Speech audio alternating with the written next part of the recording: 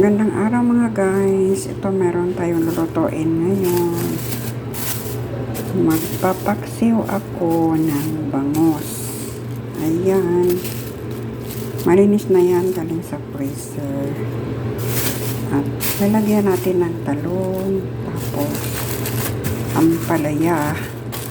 Wala lang akong okra. Then kagataan ko siya guys. May gata akong binili.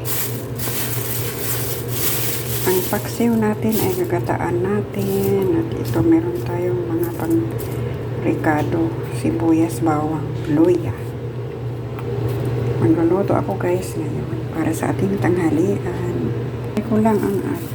Ilagay ko lang ang ating bangus. Malinis na yan guys. Nilinis ko muna yan bago nilagay sa freezer para hindi maging ayan. 5 hiwa lang kasya na yan sa amin.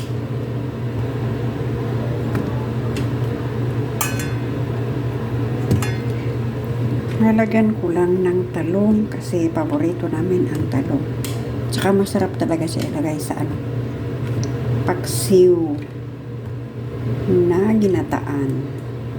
Ayan, kasi magagata ako. Ay, super sarap ng ating ngayon. Ayan.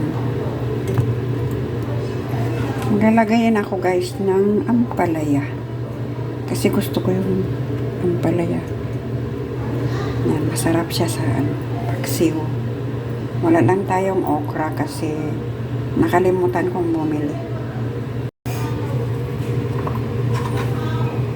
Ilagay ko na lang ang ating mga sibuyas, bawang at luya.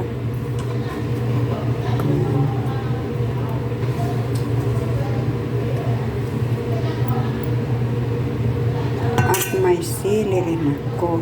Ayan, ilagay ko ng sili. Durog na lang paminta ilagay ko guys kasi wala akong buo. Ayan, damihan ko na lang. Masarap ang marami pa. Asin.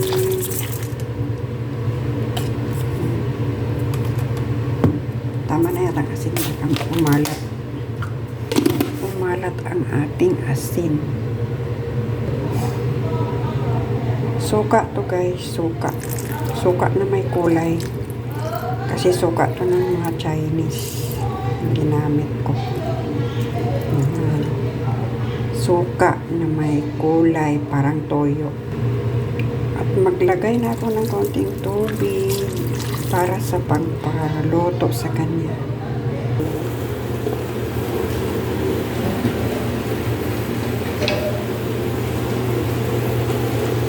Takpan ko lang.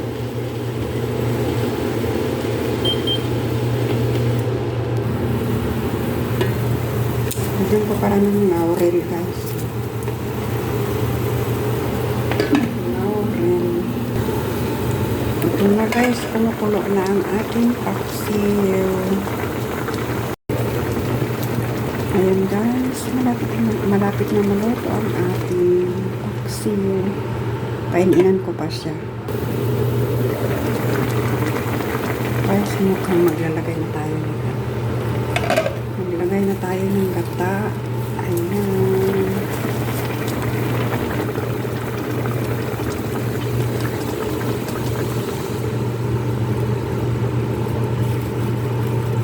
Masarap kasi pag may gata guys ang paksiw.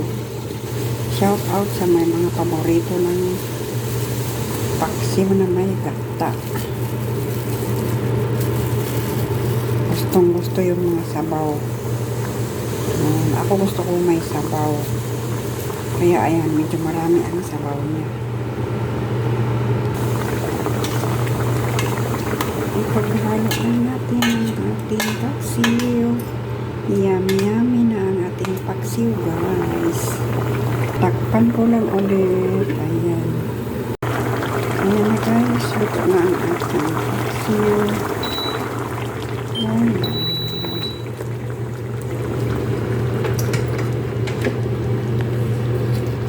ko.